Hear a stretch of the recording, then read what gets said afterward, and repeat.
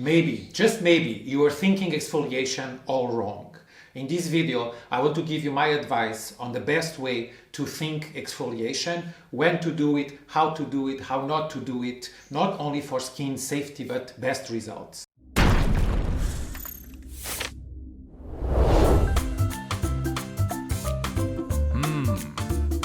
Oh!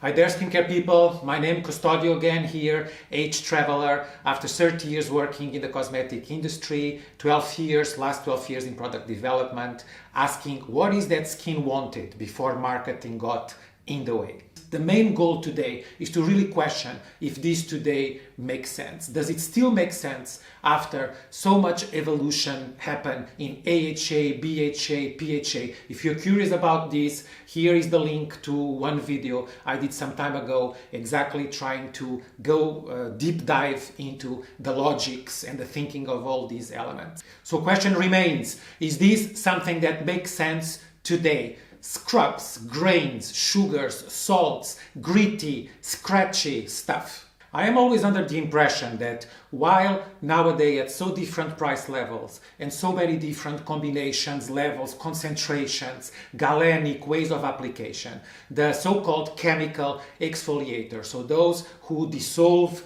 the bonds of dead cells on the surface, these are the way exfoliation is meant to be and the way exfoliation should happen. The idea of mechanical exfoliation, it's always that you can also have that scrub effect, which is a much more, as the name says, physical effect. So you have to push a little bit for it. And this is what I dislike about scrubs. So my conclusion and my opinion, which I want to elaborate after what's the best practice then, is that for me, these are far too old-fashioned. I'll be curious to hear from you. Leave below any contact in case you are a fan of scrubs. If they are a solid part of your daily routines, do they bring good to your skin? I'll be curious to hear. Well, me, it's probably 2 decades, maybe 3 decades almost, that I'm not really doing any mechanical scrub.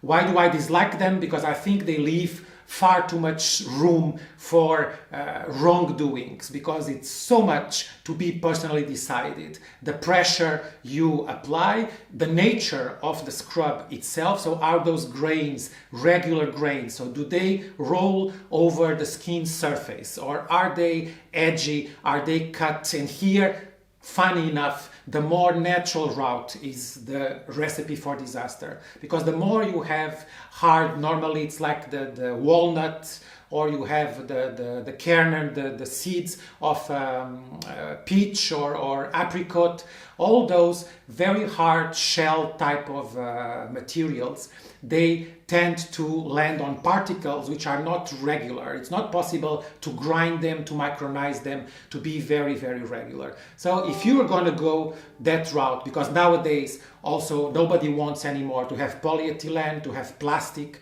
This is actually the process we did with my brand Swiss Line, because funny enough, I'm here setting my dogs after scrubs, saying no, no, no, don't go there. Of course, we still sell one scrub which is in the collection, because there are clients and people who like that scrub, which is a very different thing for me endorsing the product category. Actually, I think that's the best way to understand it. I'm not talking specifically about any product. I'm trying to go product category in general. It's the family I don't like. And then within the family, you can choose the ugly and the very, very ugly, in my opinion. So years ago, most of the not so ugly scrubs, they had more uniform particles, those who can roll and are always more skin friendly, but they were made of polyethylene, so basically plastic.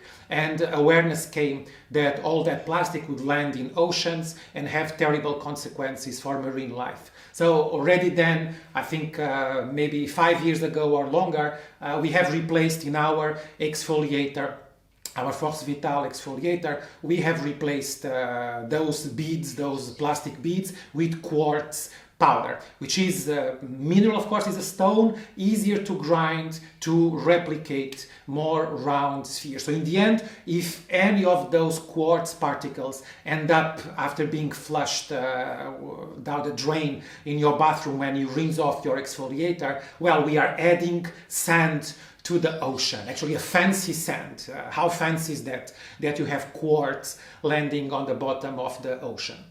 So no negative impact there. So I have here the exfoliator, just an example, brought it. I mean, you can see it's still wrapped because, of course, it's something I brought from the office. It's not something I use on a daily basis. And as saying, we can choose between the ugly and the not so ugly. So of course I will say this is one of the not so ugly. And the reason why I think it's not so ugly, and by the way, I will not use this one. So whoever wants this one, I can send you, already broke the seal, but I can send this very same tube to one of you because I'm not going to use it, even though this is not one of the so ugly. Why? Because the quartz replacing those beads I mentioned that were not so friendly to the ocean and the marine life.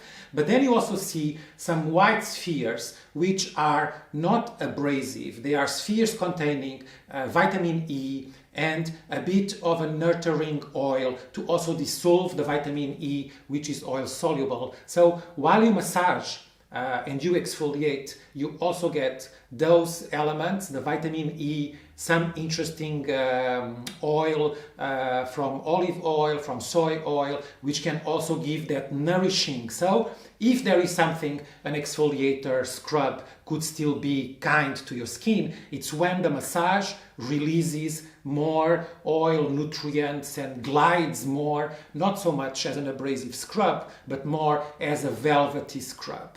But I still don't do it. So what do I propose as an alternative? I propose that you find your level, your concentration of an AHA, a BHA, a PHA, whatever exfoliating acid at the right level. So if you are a starter, you should start with a lower level. I always say that maybe lactic acid is the safest way to go, just because I have this obsession that we should go skin identical and very much based on skin biology. So from all the acids, only lactic acid occurs naturally in a human skin. All the others are aliens. It doesn't mean that they are bad, but they are not naturally produced by skin. So I think that's a good way to start your search. And the day you find that chemical exfoliation that works well with your skin, you stick to it. This is an area where it makes little sense to constantly experiment and try many different things, because also another problem there is that sometimes you're going to overlap too many different things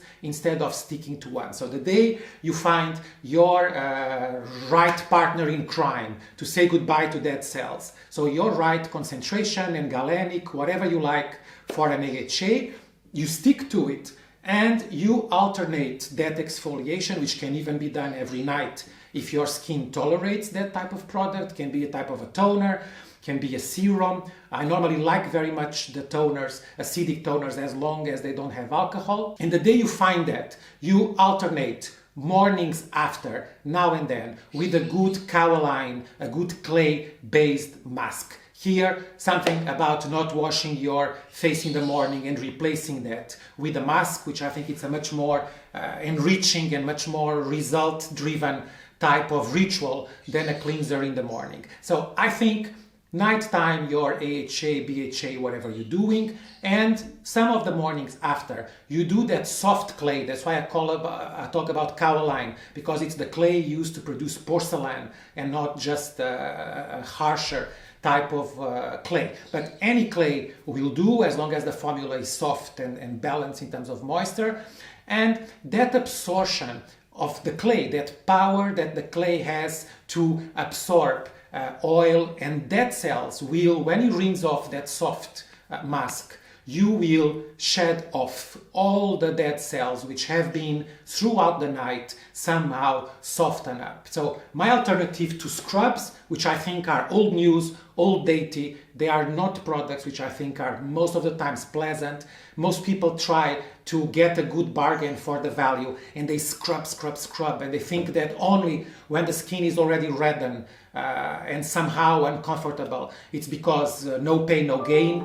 That's normally a sign of inflammation. So if you have reach a point where you induce a lot of redness and a lot of discomfort, it means that you are overdoing your exfoliation. So instead of taking all those risks, a good soft AHA, BHA nighttime, and the next morning a good clay mask, kaoline mask, and you have this non-abrasive, much more absorb, release type of exfoliation. That's the way I do it. That's the way I wish you do it, just because I think this is the best way, not because I'm smarter, just because I've tried different things. This is the way it works for me. Maybe it's going to be the way it works for you as well. So, as I said in the beginning, leave some comments below if you wish so. As always, say no to boring skincare, including abrasive scrubs. Ciao!